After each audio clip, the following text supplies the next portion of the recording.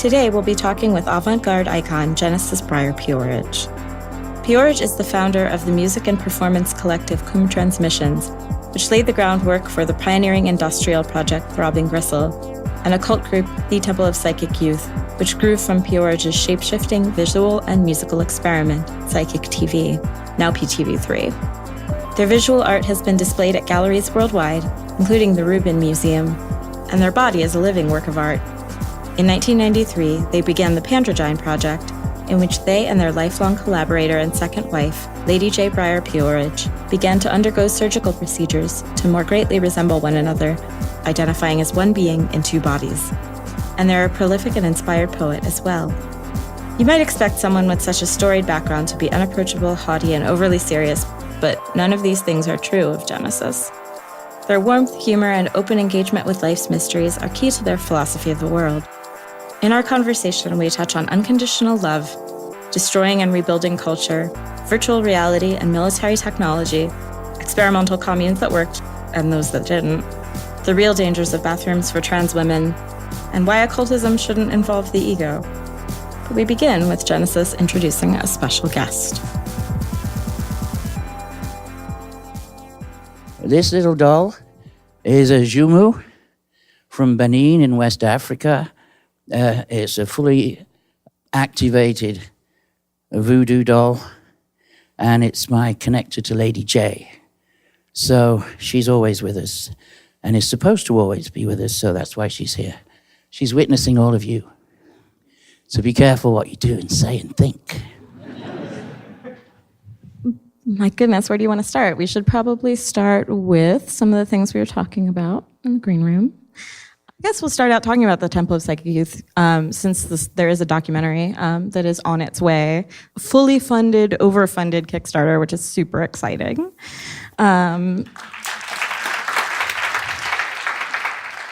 Deus Records and Sacred Bones are working on that together, and they are interviewing folks who were all involved with the Temple of Psychic Youth as sort of a nexus of both spirituality and experimental art, and being nurtured in that way by the temple. Yeah, David Tibet was in Topi and then began Current 93, which had spin-offs with all the other dark folk groups. Coil was part of that too. And how it began was there originally was going to be a documentary about the book England's Hidden Reverse, which we recommend. And when they were interviewing people for that, Ryan from Deus and Gabriel and Jacqueline, who are doing the film, said they noticed everybody started talking about Topi. And they realized that was the real story, that behind the different projects was this energy, this passion that was contrary to the status quo of the time, that people were thinking in terms of magical impact, being able to change the direction of culture, something we call cultural engineering, that you can actually have an impact and change the story of what's happening in your culture if you really focus. And so that became what the documentary was going to be about. But what was amazing was when they asked for a Kickstarter of $65,000, we said to them, that's too much, you're not going to get that. They had it within 10 days. And they had 75,000 within 3 weeks, and they've had people writing in saying, we know it's over, but can we still contribute so that you can make the film as good as possible? And people have been appearing from all over the world that we didn't even know were involved. People who did books of their own, people who started their own versions. And we think it's important, and there's that much energy because it's relevant right now. You know, this began in 1981, Topi, and it was Margaret Thatcher, and it was Ronald Reagan, and a 3-day week, and riots in London, and burning cars, and people just frustrated with authority, and the ignorance of the politicians. And guess what? It seems a bit like that again, doesn't it? What goes around but comes almost around. Worse, because it's a spiritual attack this time as well. It's an attack on people's bodies. It's an attack on their identity. You know, they're attacking the LGBTQ. Why are they attacking them? Why is that more important than whether or not Baltimore dies or Detroit is bankrupt. Why are they so scared? And you know what it is? It's because they're men. They are patriarchs. And they've lived their lives saying, I am a man, I have power, and this is my identity. This is what God intended. We rule the world. And then somebody goes, but you don't have to look like that. You could have breasts, you could have a vagina. A man is just a body that can be changed. What? You mean maleness isn't permanent? No, dear, no. Can you imagine how scared they are? They're terrified. That's our power. That fear.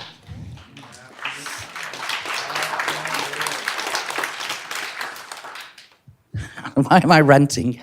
That's. But anyway, yes, that's the background.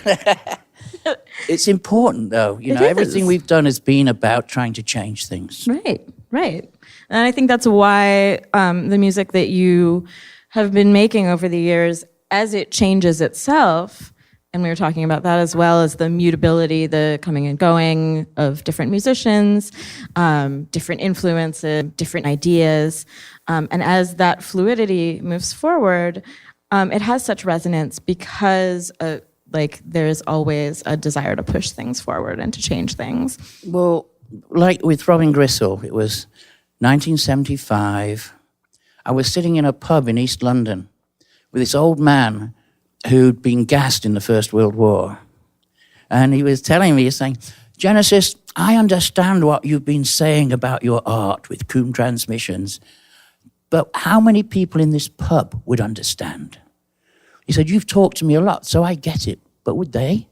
And I said, no, they probably wouldn't. He said, well, why don't you think about doing something that communicates with everyone? And we said, like what? He said, well, like music. And that's how it began. Yeah. So we thought, music, but music's shit right now. It's mud, you know, and all those horrible pretend glam rock bands that were doing. Yeah. And tie a yellow ribbon round your old oak tree.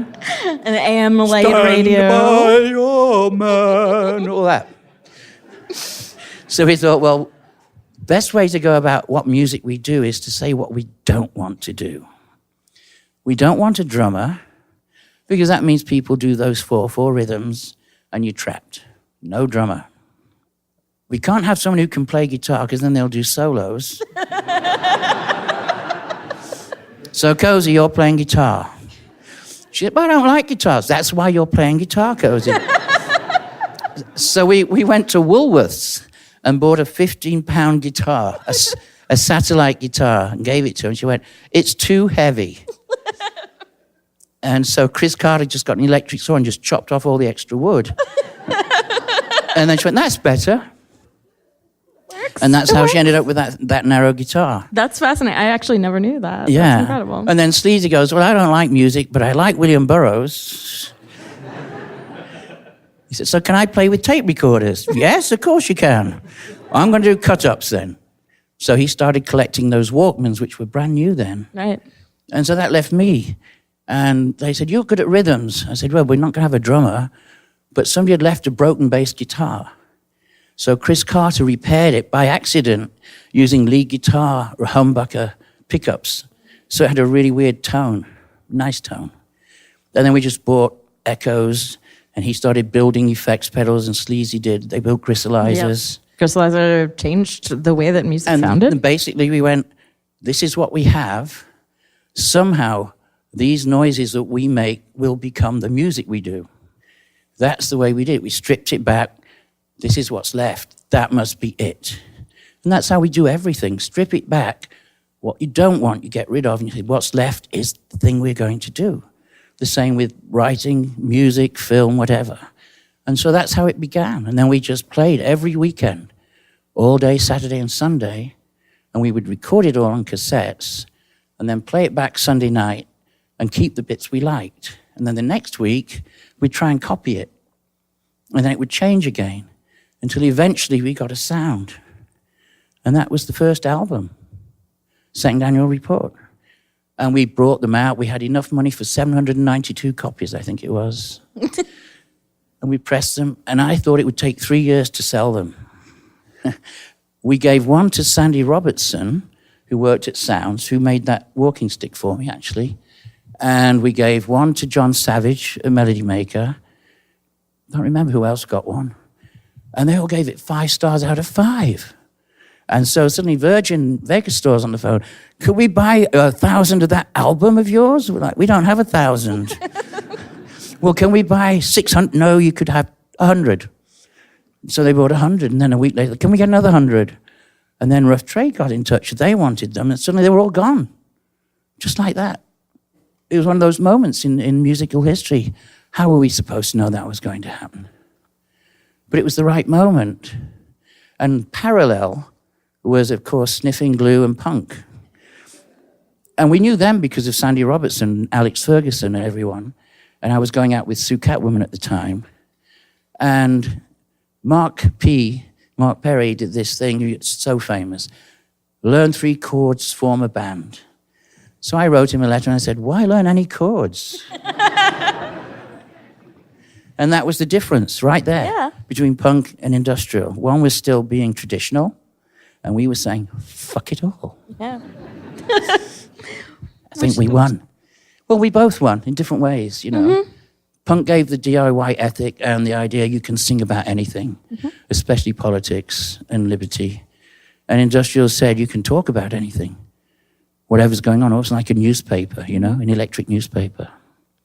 So that's how it all begins, stripping it away and saying, what is it you want to say? What do you want to say? And how do you want to do it? And what have you got available? And as you were saying, when people come and join in, it changes it again. And it mutates. And when people leave, it changes again. And when you get different equipment, it changes again. And so everything is this constant sort of movement and spiraling of different qualities and different opportunities. And we always say, if the door opens, go through. Think about what to do after you're through the door. You know, don't get, why am I going through? Just go through and see if you can drag other people with you. Yeah, it's really resonant to a lot of conversations that I've been having about what do we do right now in this political moment. And there are so many people who are terrified and don't understand what to do, how to go forward. As an old organizer, like I've just sort of been like talking to them, like just gather your friends in your living room and like talk about what's going on in your lives and what you want to change and focus on one thing and you start from there and it'll ramp up and it'll become something real. And that's what you guys did. Yeah, well, the present time, we've noticed an undercurrent. It looks like the best way to approach the next era is collaborating with people, is collectives. Yeah. That if you've got 10 people and 8 have a car and you have a big house where you're all going to live, you don't need 8 cars. So sell 6 and use them to get something you do need. And share your skills, share your resources, and what that requires is trust. We're in an age where people are scared of giving up what little they have. They're scared if they put money in, nobody else will. And that happens, you know. But you have to find people you trust enough to just share every resource, whether it's intellectual, financial, physical, whether you can fix cars, whether you can fix computers. Share all of your skills, and they will tell you what to be. In the same way that it told us what to do with TG. Find the skills, find the people who you can collaborate with. Generosity, kindness, compassion, all those things that the world outside is trying to destroy are your strengths. And those are the things you can do together. Make small little communities. Work on the idea of a village where you have a central place, which would be the church, but for you it's just your resources. And then you share what you have. You help each other. You know people. Somebody knows somebody that could do something you need, and you share that. And then it'll grow into networks of all these small autonomous little units that can't be shut up because they're so natural and organic. That has to be the next way. And that can then reflect outwards until nations realize they have to do that. The way forward for our species is to realize it's a species. Exactly. All of us are just little tiny bits of the humane species. And if we think about any organism, what happens if it's damaged? It marshals whatever it has, nutrients, any other things it has, any qualities, to heal itself.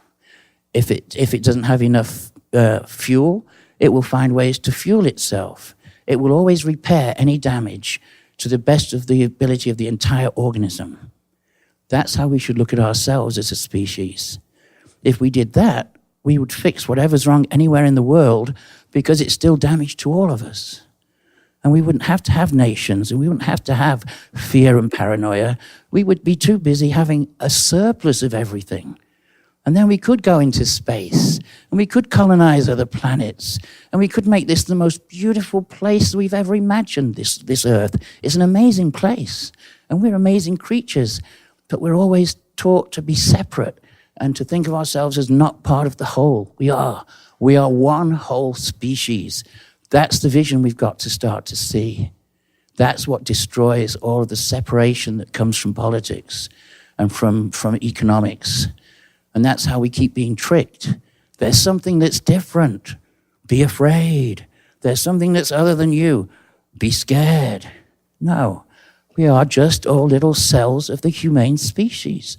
And we all suffer the same ways. We all want love the same ways. We all want to be cared for when we're old. We all want to have people who love us. There's nothing wrong with that. That's not weakness. That's strength. To open yourself up, open-hearted, and say, I am not afraid. What's the worst you can do? Kill me. And then? Don't be someone else. And we've managed to survive a long time. 67 in February. Amazing.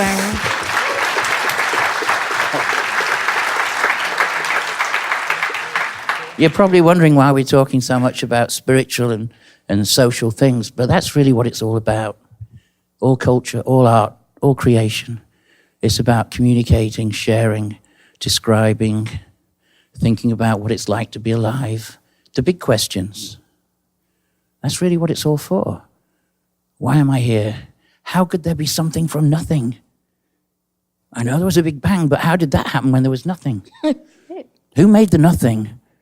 Where it just doesn't work. Right now. Our brains cannot imagine nothing. What does that mean? That's what I'd like to know. Does anybody tell me? I don't know. I've been looking for a long time. It's actually, you told the story of the organizing of the Black Lives Matter movement there. It came from the exact same kind of description, just communities meeting and going, this is what we need right now, and these are the resources that we need, and other people showing up with food and ideas and going together to confront folks, and that's how that movement happened, which is why it's so huge and so powerful right now. That's how all powerful movements happen. We started doing some more research into communes too. Mm-hmm. We started going on road trips. We went to Tennessee this summer, and we went to the farm, which was one of the earliest communes in the 60s. It was very disappointing how it is now.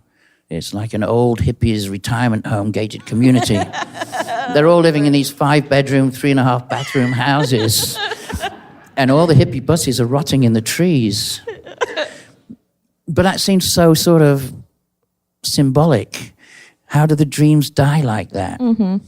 And then we found out how they finance themselves. Ooh. One of them invented a handheld Geiger counter to check on radioactivity, and they sell them in immense numbers to the Pentagon. Military-funded hippies. And they didn't look at all embarrassed when they told me. Oh, my God. So we said, well, is there nothing like the old days in 72? And they, well, there's these weird ones down at the ecology center. And we said, oh, you've got an ecology center? They said, oh, yeah, but it's kind of dirty. So, of course, we wanted to go there. Right. And it was a real scuzzy, hippie-built house with, plaster and sustainable walls and all the usual experiments. Mm-hmm. With a communal kitchen, and everybody shared the food, and everybody shared everything. And they were the ones that the others were scared of. And they were the only ones doing anything. Yeah. They do workshops to teach people how to make their own buildings with, free materials and so on. Right. And the hippies in the big houses didn't like them because they were dirty. It was very weird. That is so bizarre. It is, isn't it? But that's also the story kind of institutionalization, right? Yeah. Like, it's this how a revolutionary idea becomes ossified because it never moves forward from, okay, well, we're going to do this one thing, and then it never goes anywhere from that.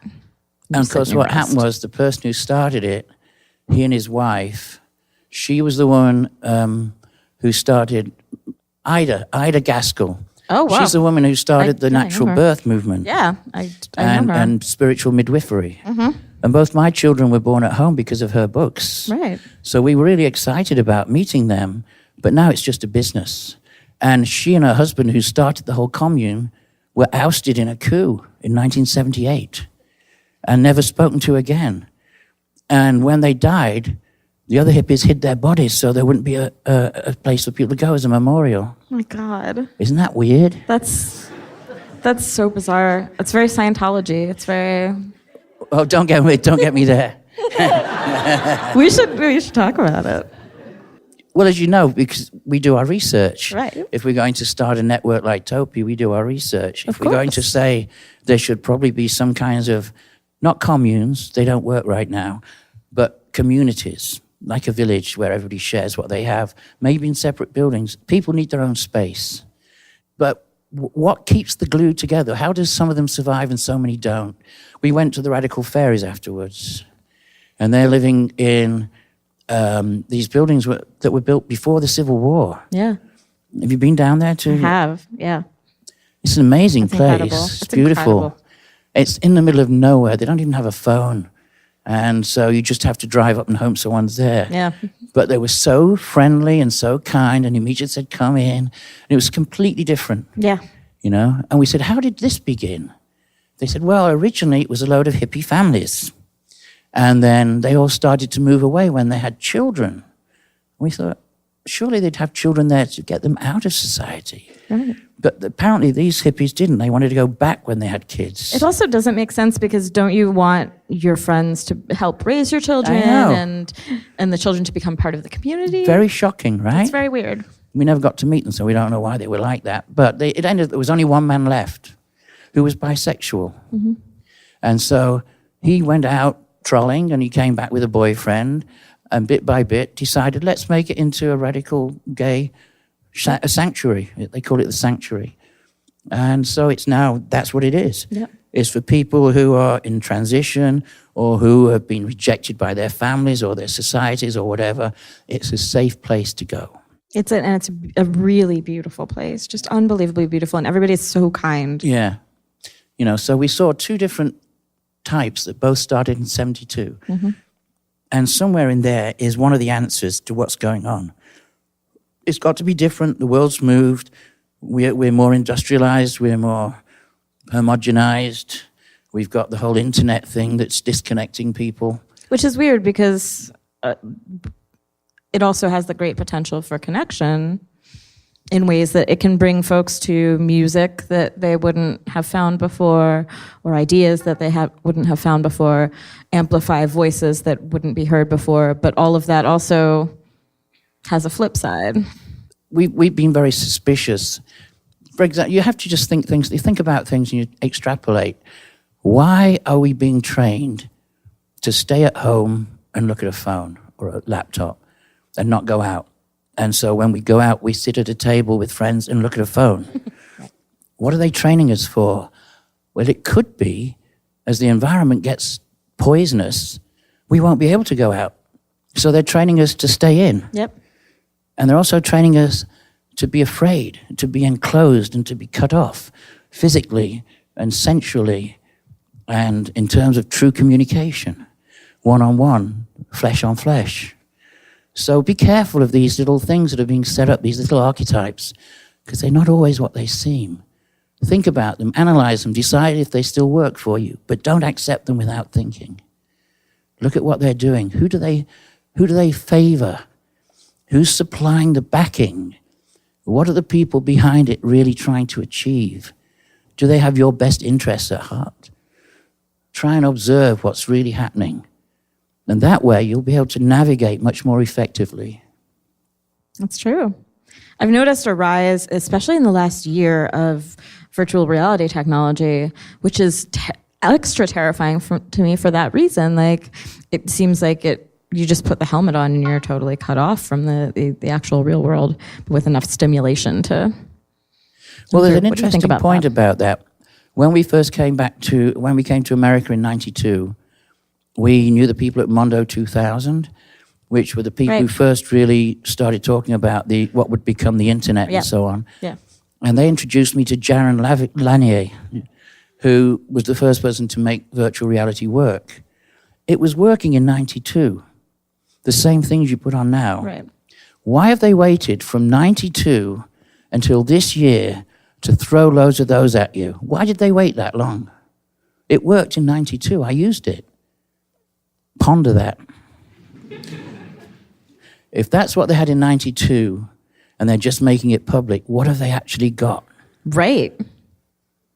It's a weird world out there. You reminded me. Me. It's very weird.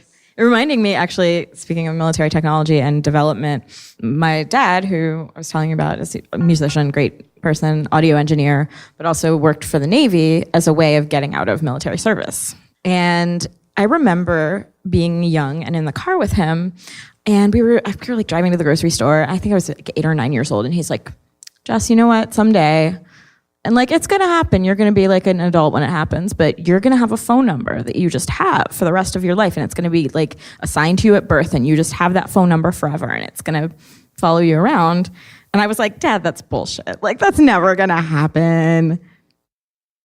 He knew, because they were developing that technology. So that's a totally valid point that is very real, is that we don't even know the depths. We've just been reading books on Laurel Canyon, of all things. Oh, yeah? Yeah, there's some really good books coming out about Laurel Canyon. And one of them is a very pro all the bands, was it Crosby, Stills, Nash, and Ugh.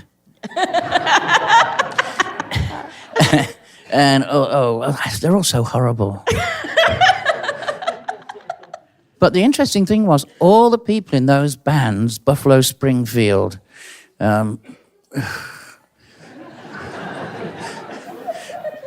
all their parents, all their fathers were in naval intelligence. Every single one of them. Oh my God. Isn't that weird? That's super weird. They don't draw a conclusion, they just go, there's something spooky about this. They're all in these few little streets, and a really disproportionate number of their houses burned down. Frank Zappa was there too. And they were all attached to naval intelligence. Jim Morrison too. Was it an experiment on what was going to happen with acid? If they gave it to bad musicians? I love that theory so much. Because they kind of that theory. They polluted psychedelic rock with folk music. With like the worst of folk music too, like the barbershop. Right, like not anything that's not death ballads or any of the beautiful traditional music. No, we're thinking things like barbershop music, with Crosby, Stills, Nash, and Young. Yeah. Gross. That's super fascinating. There's so much weird shit out there these days. You don't even need to hunt for conspiracies. So what's really happening, Jen? I wish I knew. Maybe, if you wanted to, we could also touch on, since we're talking about technology and development, Psychic TV has been a video project with music attached since its inception, and that has changed considerably. What that means has changed. If you want to talk about that a little bit. Yeah, when we started, we were trying the whole reduction thing again. And Sleazy was working for a company called Hypnosis, who did all those horrible, really expensive Pink Floyd and Led Zeppelin and everybody albums, Peter Gabriel. Where they'd fly to Morocco and sweep the sand dunes with brushes when they put these balls in a long line across the sand dunes and charge $500,000 for this picture of beach balls on the sand dunes. That's a real one. That's poor little Arab people brushing away the footprints as they move back with these beach balls. And then they started doing videos. And he was very astute. He said, videos are going to be a big thing. And in fact, Throbbing Gristle released 2 videos, the first 2 independent videos that were done worldwide at the time. And we knew it was going to be a really important medium. So we were thinking about a future, extrapolating like we do, reduce it down. So we got this idea. We thought, wouldn't it be great if we could have our own TV channel and it didn't have any editing? Anybody in the world could send in a videotape and we would just put it in the machine when it was the next one and play it. And it might be a tap running for an hour and a half, or it might be people having sex with their boyfriends or girlfriends, or somebody eating a birthday cake, or a song, or a zoo, or it didn't matter. It would all just become fascinating because it was just there with no explanation and no actual agenda. And a totally unedited 24/7 channel that when you're bored and when nothing else was on at the time, you would be stoned. You go, let's watch that weird channel again. Psychic television. Wow. What's that? It's a dog having a shit. Wow. It's in slow motion, is it? Oh, it's a tap running. Yeah. And so on. And we just thought that would be so interesting to do as an experiment. And so that's what we wanted to do, but we couldn't get a TV station. So we did our own version of it on one long videotape. First transmission, which was about 6 hours long. Yeah. I remember trying to get a copy of it, like a bootleg copy of it when I was in high school. And it came on 20 different VHS cassettes. Oh, that was the bootleg version. Yeah, it was totally the bootleg version. Yeah, because it kept extending. The people in America, Topi, North America, added more volumes. Yeah, exactly. It worked as an idea, but we just didn't have the access that people have now. Now you've got podcasts and everything else. Right. It could be done now. Right. And Viceland is a little bit like that. Yeah. Except all they ever talk about is pot. Like, weedy cat. 10 different chefs cook food with pot. Action Bronson smokes pot and eats noisily. P.S. also war. It's a bit disappointing. Yeah, it is. Especially if you don't smoke pot, which I don't. I mean, weed's not that interesting. Well, Viceland is that idea sort of reduced a bit, but we still support it because they're trying to do something. And if only they'd stop editing, it would get better. Agreed. So we're hoping they'll get the idea slowly. I mean, they're short of content. But who is this Action Bronson anyway? Oh my God. Such a horrible little troll. That is a really excellent way of explaining him. With all the food on his beard while he's blabbing. Drives me mad. And then I turn it off. And then I turn it back on again. And it's still happening. And it's grossly compelling. How much food will he get in that beard? It would be cool if they did less editing and it would just be like a slow zoom in on the beard. Until eventually he's just under a great big pile of food with his mouth moving. See how easy it is to make things more interesting? Just mess around with the ideas a bit. You can change it so quickly. Easily. Yeah, decontextualize things and they automatically become more interesting. Yeah, I don't know. The idea is there, but it's been kind of grappled and squished a bit. Yeah. But that was what we were trying to do. If there were true revolutionary thinkers who did something like that, like you guys. So we did that, and we got in terrible trouble with Scotland Yard. We had to leave England in the end because of those videos. Yeah. For 7 years, we weren't allowed back. But we never stopped the idea that the music and the image had to go together, that psychic television was literally that. It was what you would see in your brain if you were free-flowing and you didn't have a specific agenda in terms of visuals. And so we started to just return to the idea of the cut-up and employ different friends who did videos and films. Derek Jarman used to supply stuff. who else? John Maybury, who's now a big director. Burroughs let us use his stuff. We used all sorts of people's films and archive materials and our own as well, and just kept on cutting it up and changing it. And now we still always use video, always. In fact, so much so that now we've started all wearing white, so we can't be seen. We don't have any stage lighting on the band. And the songs aren't synced into what's on the screens, so it's always changing. The associations that you make are different for everybody because your unconscious responds to symbols different ways, colors different ways, memories of different things different ways. And so you're all seeing a different movie, a psychic movie with a soundtrack that's changing and evolving too. And we've never got bored with that. And it seems nor of there's the world outside because we're still playing since 1981. And our audiences are getting larger and larger and younger, which is really exciting. I mean, I would say 50% are under 25. It's really cool. Yeah.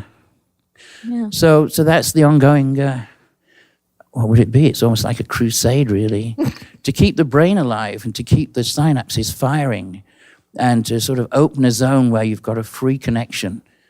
You know, the major media have a very clever invisible language called editing. And edits are used to focus your attention in certain ways. We all know it's being done, but we're so used to it just flowing by. We don't always look really closely at where the edits are and what's not there. You know, Burroughs taught me this. We had a long talk about this once. And he said he saw this experiment done by the CIA. They filmed a riot of miners who were attacking the police in England during all the problems. And they filmed it from behind the police. And of course, it looks like the miners are terrible, violent people attacking these poor little cops. Yeah. But then they filmed it from behind the miners, and it looked like these terrible, vicious, nasty Nazi policemen were attacking the poor miners. Yeah. It was the same image from two directions, two completely different conclusions.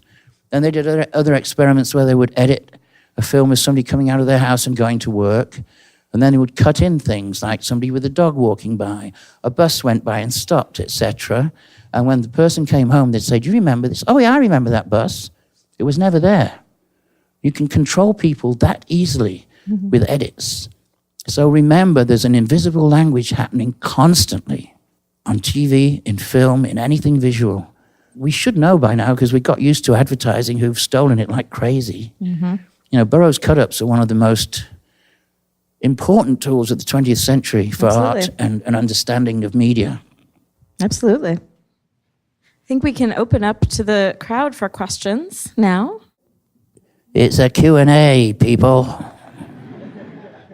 Now's your chance. Come on. Come on. Hello. I'm a member of a few different occult communities. And one of the very important themes has been the sigil and sigil magic. And I wonder if you could talk a little bit about that. Well, you could buy the Psychic Bible from Feral House Publishing in Washington State. And most of those organizations you've mentioned have said that that's probably the most condensed and accurate explanation of sigil magic and sex magic combined that's been published in English, now also in French and Russian. Yeah. It just came out in Russia, the Psychic Bible. Basically, it's about focusing the self. There's a theory, which we certainly agree with, which is that at the moment of orgasm, all the different layers of consciousness open up to each other. The deep mind and the daily consciousness and so on, they all open up. And for a brief moment during that orgasm, you can post a message through all the filters of culture and learning and socializing, all the different things that filter you. You can post a message right through all of those into your deepest and most pure version of yourself inside. And once it's there, Burroughs said that sigils work a bit like hieroglyphs. That's why he was so interested in hieroglyphs. They're not linear like normal language. They're a shape. But he thinks they resonate with the nervous system and readjust how it operates. And it becomes this abstract memory. And so if you say, for example, here's a really good example. This is something that really happened.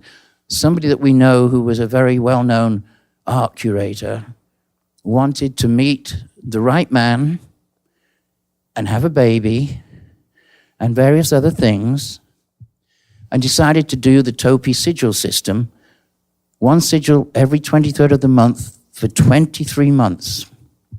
And then said to me, now what happens? And we said, you forget about it. It's in. And it takes the whole universe, whatever it is, a long time for all those little gears and levers and so on to shift and change to get what you've decided you want to have happen. Because you're changing your future slightly by sheer will and focus. Within 6 months, she met Mr. Right and had the baby and said, oh, you were right. That's a really clear example, but it happens all the time. But what people get wrong in a lot of occult organizations is this. They see the first part of that, where you're learning how to maximize your potential and get most of the world to give you what you need, and they take it as an ego thing. Oh, that's made me more important. That's made me more powerful. And they stick in that, I am a better person, and I am something special. I am a magician. The lesson you should always learn from any magical system is, if you understand it correctly, you have to become somebody who is of service to everyone else. It's about realizing that nothing has value if you don't give back to everyone. It's about the equivalent of being a monk or a nun or a doctor or a surgeon. All those systems should be teaching us how to give back to the species again in order to help everyone. Otherwise, it has no value. What's the point of just being a clever person and rubbing your own back?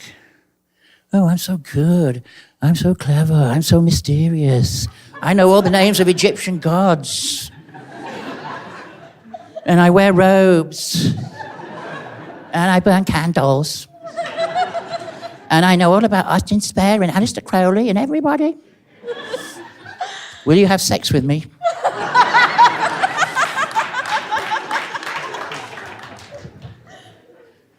We think it's about service and devotion to the species.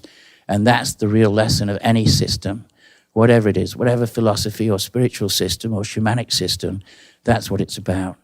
Sigils are a complicated subject, but we're not just trying to sell you the Bible. It's actually a really good description in there. And it's not just written by me, it's written by different people, so it's a well-rounded version of it. You can probably find it free online if you want to steal it. But you should buy it, because it's worth it. It is worth it, and buying artists' work directly supports them, and being an artist is incredibly taxing. We can tell you one thing, it's made my life amazing. Yeah. Really has. Yeah. And the more we give, the more we have fun. True. That's the other thing we've discovered. That's very Giving true. back and giving is just so much more exciting than taking. It's full of life energy. It's full of life energy and love, and when you have that. And what do you want to leave behind except something that's better for everyone else? Right? That's the whole point. Yeah. So if you're a selfish person, forget it. But if you really care for things, and if you want to know what unconditional love is, and you want to feel something beyond anything the world has told you could have in terms of emotions and revelations and really beautiful relationships with people, go the way of the spirit and the soul every time. Don't you agree, Lady J? Yes? Yes, I do. She definitely does. I'd like to know if you have anything to say about the importance of art in this period of time when there's quite a lot of saturation and maybe some of the more mediocre stuff is overwhelming all the other stuff, and the importance of it being diminished maybe. You know, we were good friends with Brian Geissin, who was the real inspiration for a lot of Burroughs' ideas, as you probably know. And he used to say there's two kinds of art. There's art that's about the soul, and there's deceptual art. He said most of the art today is deceptual art. We would add that it's also, a lot of it is decorative art. You know, it's stuff that looks good in penthouses. And what's tended to happen since the YBAs, the Young British Artists, people like Damien Bloody Hirst, with his dots and his butterflies and his formula. That's the thing. The formula. You see, the rich people want to have a painting that somebody else recognizes. They want to be able for somebody to go into their flat and go, oh, you've got a Damien Hirst too. Oh, you've got a Basquiat too. I have one at home that's black. But they've got to be able to know what it is, who did it. Otherwise, it has no value to them. So artists are being tricked into doing these formulas, branding, as they like to call it. And my question is always the same. We met this Native American shaman, and he said when he looked at art, he thought this. He thought, is this telling me something about the world I didn't know already? Is this telling people around me something about the world that makes their world better? Is this doing anything for the world at all? And if there's no answers, then it's not art. As far as we're concerned, art has to be about the human state. And people are being trained more and more, unfortunately, sorry MCA, but they're being trained in careerism. They want careers in the art world. We do a lot of talks at art colleges and universities, and we'll always at some point say, so what would you like to do if you could succeed? I want to be rich and famous. For doing what? I don't care, I just want to be rich and famous. That is the most common answer we get. Isn't that awful? I don't care what it's about. I just want to be rich and famous. That's really going to help us get out of this mess, isn't it? There's an awful lot of bigotry and hypocrisy and burying of meaning going on. And it's the job of the artist to fight that. We're supposed to change the world. It's about changing the world, speaking to the world, telling your truth, and finding out what is your truth, and not being afraid to share it no matter what people say. And we've had a lot of attacks, as you must know, but you just keep doing it because you have to say there's nothing, they can't stop me, except by killing me. And if they do that, there's nothing we can do to stop them. So you keep going. It's not always easy. It sucked when Lady J dropped her body, but she's still involved in everything we do anyway.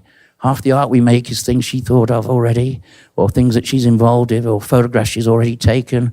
Now she's always there. So the world can be manipulated by the artist in really wonderful ways. And you can re-explore it in ways that you didn't know there were. You know, that's why we travel so much. The other thing we tell everybody is please travel outside the United fucking States.